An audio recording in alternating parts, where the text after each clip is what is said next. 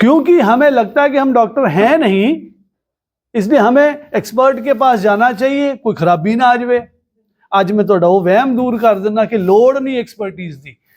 5-6 जने यहाँ आ जाएं प्लीज, एनी 5-6 ऑफ यू आइए, लेट्स वो निकाल दें आपके दिमाग से। तुसी आ जाओ सर, यू कम, आ जाओ यहाँ आइए, यहाँ 1 2 3 4। हाँ जी, और किसी ने आना है? Anybody else? आ जाओ, कम ऑन।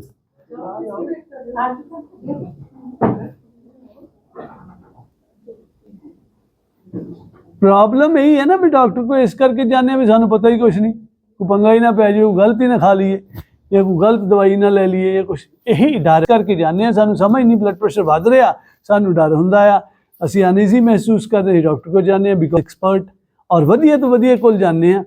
किडनी की प्रॉब्लम सानू लगदा ना हो जाए तो नेफ्रोलॉजिस्ट टॉप दा चाहिदा शहर कोले, बिकॉज साडे कोल रिसोर्सिस हैगे आ और सानू समझ है नहीं गी। ठीक है ना, यही दिमाग च हैगा आ और बहुत बुरी तरह हैगा।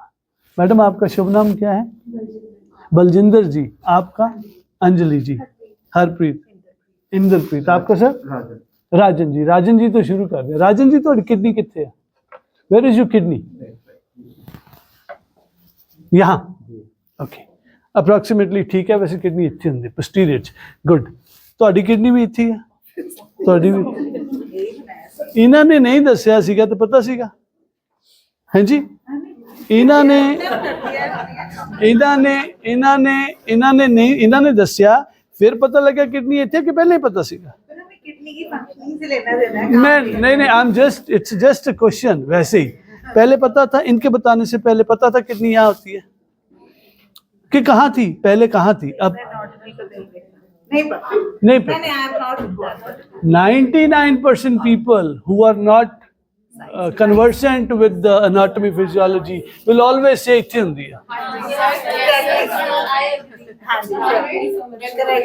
1 मिनट पहला तो किडनी की पोजीशन बदल गई बिकॉज इन्होंने ठीक दस।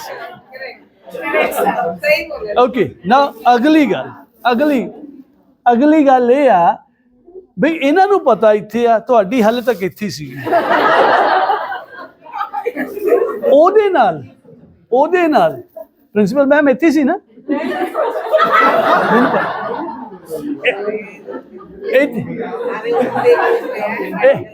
Please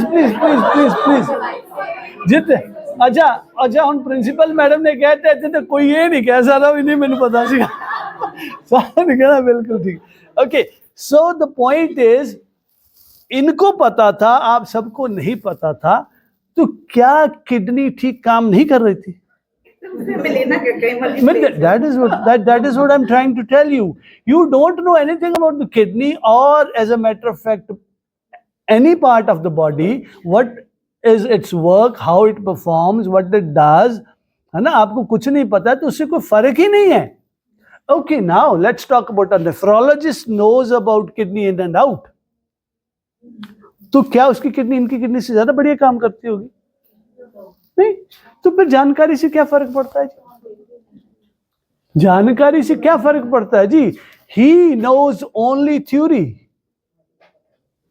Body is doing everything in practical. So ये यहां है कि डॉक्टर को पता है, इसने ਉਹਦੀ सलाह ले ली, लोड़ नहीं हैगी, बॉडी ਨੂੰ पता ना सारा कुछ। साडे पुराने बुजुर्ग किहड़ा MBBS, please thank you so much. साडे पुराने बुजुर्ग किहड़ा MBBS MD करके जाते सीगे, लेकिन साडे नाल हेल्दी सीगे because they knew one thing, support the body in the right manner, provide the body with the right kind of ingredients it needs to grow and function. हम वो नहीं कर रहे हैं। Knowing is not going to help us. ठीक है ना, body को वो दीजिए जो बॉडी को चाहिए, बॉडी ठीक काम करेगी। हम वो दे नहीं रहे हैं, समस्या यहां है।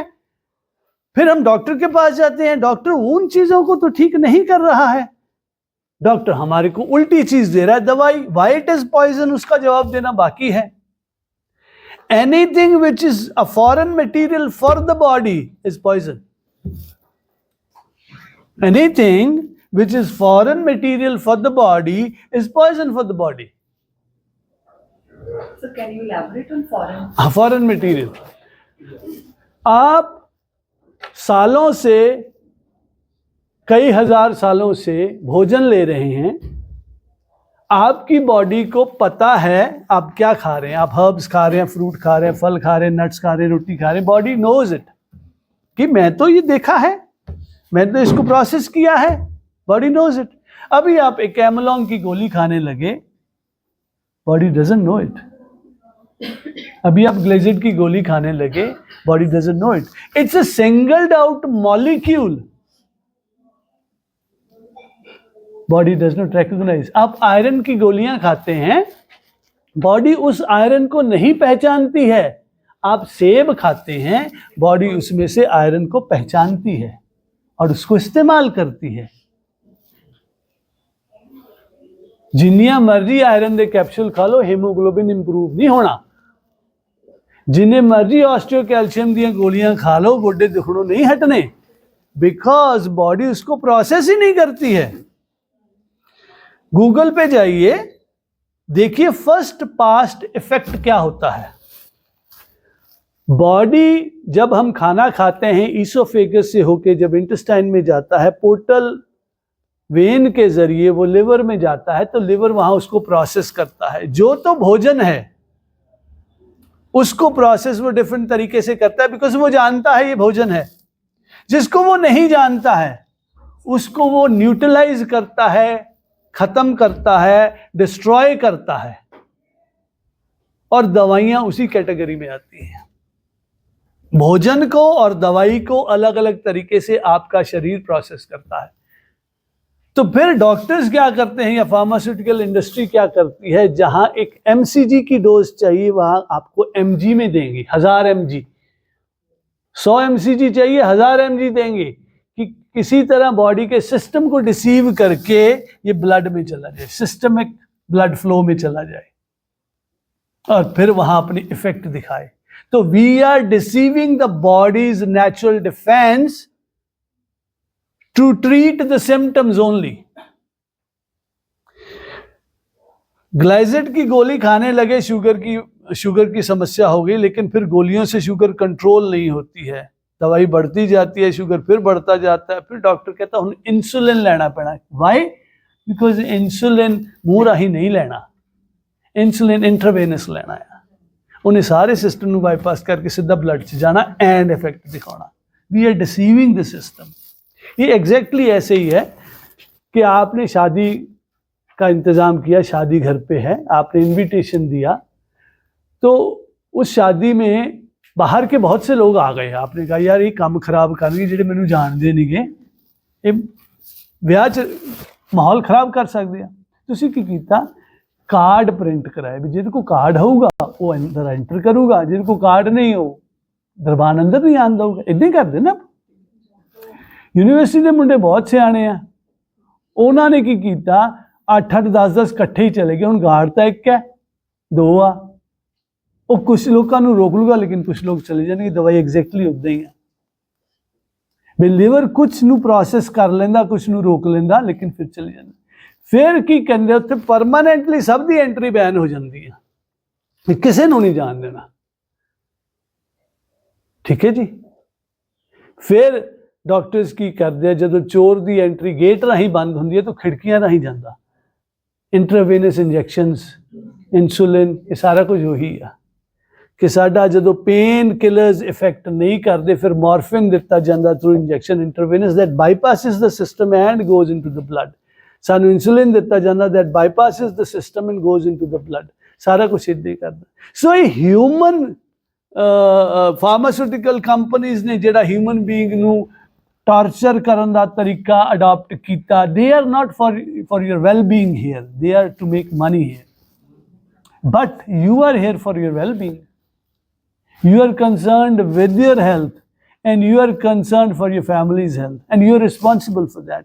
लेकिन सोल्यूशन है नहीं, वो दिमाग च पिया भी डॉक्टर की सलाह लैनी है। इस सिस्टम ने सानू सिखा दिता।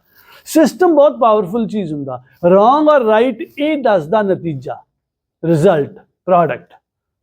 जिद्दां ਹਰ ਸਕੂਲ ਦੇ ਵਿੱਚ A ਫॉर ਐਪਲ ਪੜ੍ਹਾਇਆ ਜਾਂਦਾ ਤੇ ਦਿਖਾਇਆ ਜਾਂਦਾ, ਠੀਕ ਹੈ ਨਾ। ਇੱਥੇ ਵੀ ਹੈ ਤੇ ਪਾਕਿਸਤਾਨ 'ਚ ਵੀ ਇੱਦਾਂ ਹੀ ਹੈ ਤੇ ਅਮਰੀਕਾ 'ਚ ਵੀ ਇੱਦਾਂ ਹੀ ਹੈ। ਜੇ ਉੱਥੇ ਐਪਲ ਦੀ ਜਗ੍ਹਾ ਮੈਂਗੋ ਦਿਖਾ ਦਿੱਤਾ ਜਾਊਗਾ ਤਾਂ ਅਸੀਂ ਲੜ ਪਵਾਂਗੇ, ਬਿਕਾਜ਼ ਯੂਨੀਫਾਰਮਿਟੀ ਨਹੀਂ ਹੋਣੀ। ਐਪਲ ਹੈ ਕਿ ਮੈਂਗੋ ਹੈ, ਕਿਹੜਾ ਠੀਕ ਹੈ ਉਹ ਬਾਅਦ ਦੀ ਗੱਲ ਹੈ, ਲੇਕਿਨ ਲੜਾਈ ਜ਼ਰੂਰ ਹੋ ਜਾਣੀ ਹੈ, ਬਿਕਾਜ਼ ਯੂਨੀਫਾਰਮਿਟੀ ਹੈ ਨਹੀਂ। ਇਸੇ ਲਈ ਤੁਸੀਂ ਇੱਕ ਡਾਕਟਰ ਕੋਲ ਜਾਂਦੇ ਹੋ, ਦੂਜੇ ਕੋਲ ਜਾਂਦੇ ਹੋ, ਚੌਥੇ ਕੋਲ ਜਾਂਦੇ ਹੋ, ਇੱਥੇ ਜਾਂਦੇ ਹੋ, ਅਮਰੀਕਾ ਜਾਂਦੇ ਹੋ, ਸਾਰੇ ਕੋਈ ਇੱਕੋ ਜਿਹੀ ਸਲਾਹ ਦਿੰਦੇ ਆ, because that is a uniform system. And ਤੁਸੀਂ ਕਹਿੰਦੇ ਹੋ ਸਾਰੇ ਕਿੱਦਾਂ ਗਲਤ ਹੋ ਸਕਦੇ ਆ? ਹੋ ਸਕਦੇ ਆ ਜੇ ਤੁਸੀਂ ਇੱਦਾਂ ਸੋਚੋ ਕਿ ਨਤੀਜੇ ਠੀਕ ਹੈ ਨਹੀਂ, ਗਲਤ ਠੀਕ ਦੇ ਚੱਕਰ 'ਚ ਪੈਣਾ ਹੀ ਨਹੀਂ। ਕੀ ਠੀਕ ਹੈ ਕੀ ਗਲਤ ਹੈ, ਸਾਡੇ ਨਤੀਜੇ ਨਹੀਂ ਠੀਕ ਹੈਗੇ। ਸਾਡਾ ਬਲੱਡ ਪ੍ਰੈਸ਼ਰ ਨਹੀਂ ਠੀਕ ਹੋ ਰਿਹਾ, ਸਾਡੀ ਸ਼ੂਗਰ ਨਹੀਂ ਠੀਕ ਹੋ ਰਹੀ, ਸਾਡਾ ਆਰਥਰਾਈਟਿਸ ਠੀਕ ਨਹੀਂ ਹੋ ਰਿਹਾ। ਕੀ ਇਹ ਪ੍ਰੋਬਲਮ ਵੀ ਹੈ ਜਿਹਨੂੰ ਠੀਕ ਕਰਨ ਦੀ ਕੋਸ਼ਿਸ਼ ਕੀਤੀ ਜਾ ਰਹੀ ਹੈ? It is not a problem, it is merely a communication of the body. Body wants to talk to you and it can talk only in the form of symptoms. ਹੋਰ ਕੋਈ ਤਰੀਕਾ ਬਾਡੀ ਕੋਲ ਹੈ ਨਹੀਂ, ਲੇਕਿਨ ਅਸੀਂ ਉਹ ਸਿੰਪਟਮਸ ਨੂੰ ਲੈ ਕੇ ਡਾਕਟਰ ਕੋਲ ਜਾਂਦੇ ਹਾਂ, ਡਾਕਟਰ ਦਵਾਈਆਂ ਦਿੰਦਾ, ਇਸ ਲਈ ਸਿੰਪਟਮਸ ਨੂੰ ਰੋਕ ਦਿੱਤਾ ਜਾਂਦਾ ਐਂਡ ਅੰਦਰ ਇੰਜਨ ਸੀਜ਼ ਹੁੰਦੀਆਂ, ਤਿਆਰੀਆਂ ਹੋਈ ਜਾਂਦੀਆਂ, ਇੱਕ ਦਿਨ ਹੋ ਜਾਂਦਾ, ਠੀਕ ਹੈ ਜੀ। So we don't need to know anything about the body. Body knows itself, body has a repair mechanism, body repairs itself. ਕੁਛ ਵੀ ਸਰੀਰ ਨੂੰ ਹੋ ਜਾਵੇ, until and unless there is an emergency, we don't need any support of any of the doctor. ਅਸੀਂ ਆਪਣਾ ਧਿਆਨ ਖੁਦ ਰੱਖ ਸਕਦੇ ਹਾਂ। ਕਿੱਦਾਂ? ਜੋ ਹੁਣ ਮੈਂ ਤੁਹਾਨੂੰ ਦੱਸਣ ਜਾ ਰਿਹਾ ਇਹ ਸਾਰਾ ਕੁਝ ਬਲੈਕ ਐਂਡ ਵਾਈਟ ਹੈ, ਪ੍ਰੂਵਨ ਹੈ, ਸਾਇੰਟਿਫਿਕ ਹੈ।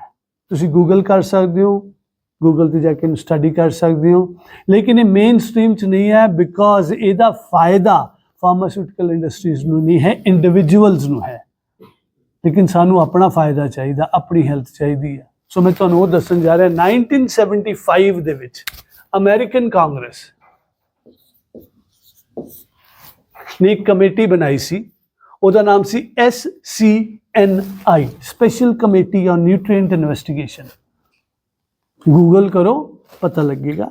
ਇਹਨੂੰ ਆਰਥੋਮੋਲੀਕੂਲਰ ਥਿਊਰੀ ਵੀ ਕਹਿੰਦੇ ਆ। ਇਹ ਜਿਹੜੀ ਥਿਊਰੀ ਆ ਇਹਨੂੰ ਜੌਨ ਹੌਪਕਿੰਸ ਯੂਨੀਵਰਸਿਟੀ ਦੇ ਵਿੱਚ ਪੜ੍ਹਾਇਆ ਜਾਂਦਾ, ਠੀਕ ਹੈ, ਔਰ ਹੋਰ ਵੀ ਉੱਥੇ ਦੇ ਕਾਲਜਸ ਹੈ ਜਿਹੜੇ ਇਹਨੂੰ ਇੰਡੋਰਸ ਕਰਦੇ ਆ। ਡਾਕਟਰ ਲਾਈਨਸ ਪੌਲਿੰਗ, ਡਾਕਟਰ ਲਾਈਨਸ ਪੌਲਿੰਗ ਨੂੰ ਜੇ ਤੁਸੀਂ ਗੂਗਲ ਕਰੋ ਤੇ ਡਾਕਟਰ ਲਾਈਨਸ ਪੌਲਿੰਗ ਇੱਕ 2 ਟਾਈਮ ਨੋਬਲ ਲੌਰੇਟ ਹੈਗਾ।